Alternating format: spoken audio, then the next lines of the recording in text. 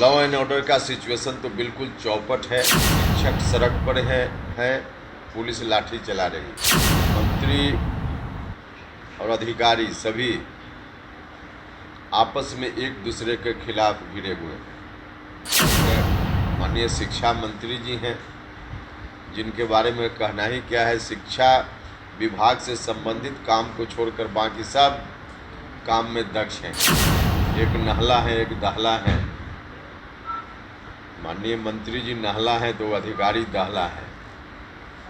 नहला पे दहला का खेल चल रहा है। पूरे राज्य को एक तरह से भगवान भरोसे नीतीश जी ने छोड़ दिया। लगातार अराजकता की स्थिति में जा रहा है। शासन प्रशासन नाम की कोई चीज नहीं है।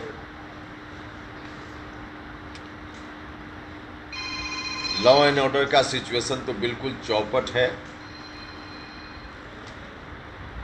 भ्रष्टाचार चरम पर है।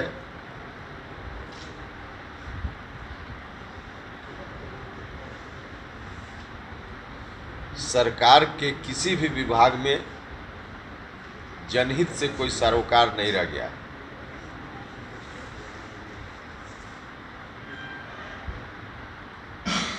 माननीय मुख्यमंत्री जी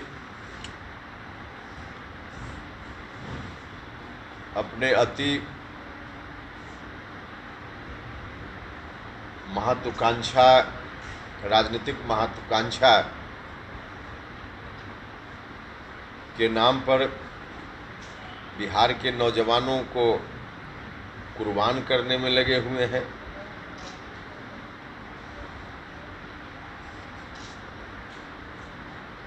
शिक्षक सड़क पर हैं, पुलिस लाठी चला रही।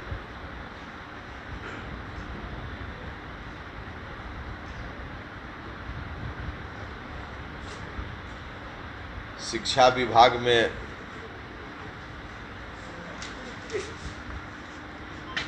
जो सबसे ज़्यादा बिहार के नौजवानों और नौनिहालों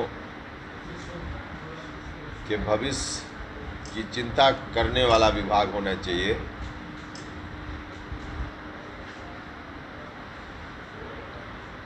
मंत्री और अधिकारी सभी आपस में एक दूसरे के खिलाफ भिड़े हुए हैं।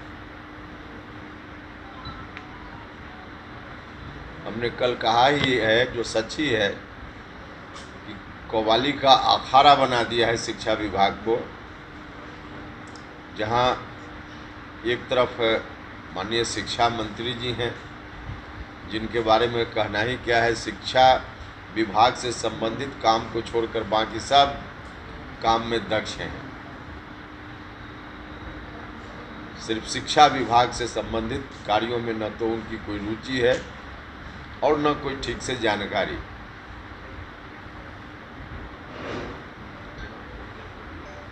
और दूसरी ओर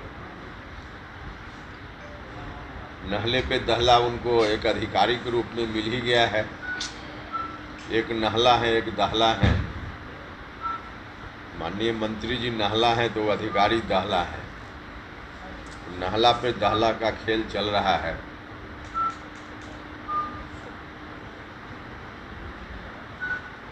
कल देखा कि माननीय मंत्री जी के आदेश पर एक पत्र जारी हुआ। कहने के लिए शिक्षा विभाग है, लेकिन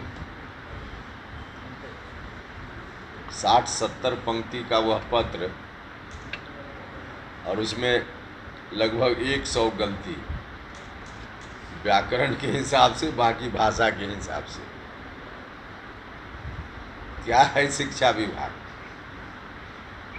जहाँ शिक्षा मंत्री के बिहाफ में उनकी ओर से जो कुछ भी लिखा जाता है वो लिखा जाना चाहिए कि नहीं, वो एक अलग विषय है। लेकिन पब्लिक डोमेन में वह पत्र है, स्कूल का विद्यार्थी भी पढ़ेगा, आम लोग भी पढ़ेंगे।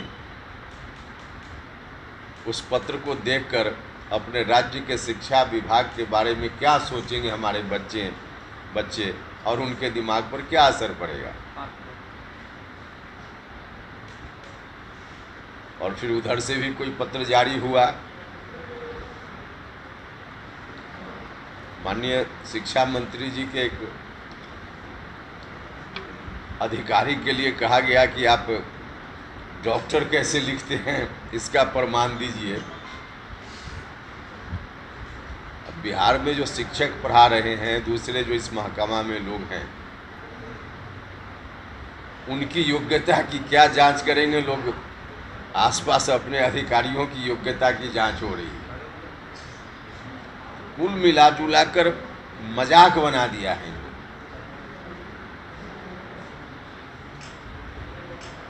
मुख्यमंत्री जी को इन चीज़ों की कोई चिंता नहीं है।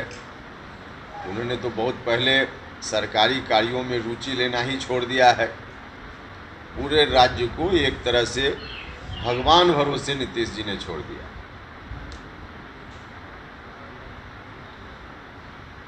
तो अपने राजनीतिक स्वार्थ के लिए इस तरह से राज्य की जनता के साथ बर्ताव करना, हम मुख्यमंत्री से बार बार आग्रह करते रहे हैं और आज भी आग्रह करते हैं आपके माध्यम से कि आगे जब समय आएगा जनता तय कर लेगी कि कौन इन चीज़ों को देखने की जवाबदेही बिहार में लेगा, जनता तय करेगी। लेकिन जब तक आप हैं, जनता ने आपको मैंडेट दिया है, तो जब तक आप हैं तब तक आप अपने काम में रुचि लीजिए। जनता को भगवान भरोसे मत छोड़िए, क्योंकि जितना नुकसान होते जा रहा है राज्य का, इसी तरह से आगे होता रहा तो नीतीश जी का नाम लेना तो कोई नहीं रहेगा, यह बात ठीक है, लेकिन बिहार का ही बहुत बड़ा नुकसान हो जाएगा। इसलिए उनसे आग्रह है कि अपने काम में रुचि लीजिए और जब तक आप हैं तब तक संभालिए चीज़ों को, नहीं तो आगे आने वाली पीढ़ी भी कोसेगी कि कैसा व्यक्ति मिला था बिहार को, जिसने अपने प्रारंभिक दिनों में तो अच्छा किया, लेकिन अंतिम दिनों में आकर सबको मटियामेट कर दिया। नीतीश जी ने शुरुआती दौर में अच्छा किया था, लेकिन अब मटियामेट कर रहे हैं। तो मटियामेट खुद को भी कर रहे हैं और बिहार का भी कर रहे हैं। तो बिहार को बचाएं, मुख्यमंत्री जी से आग्रह। हमारी पार्टी लगातार जनसंपर्क के काम में लगी हुई है।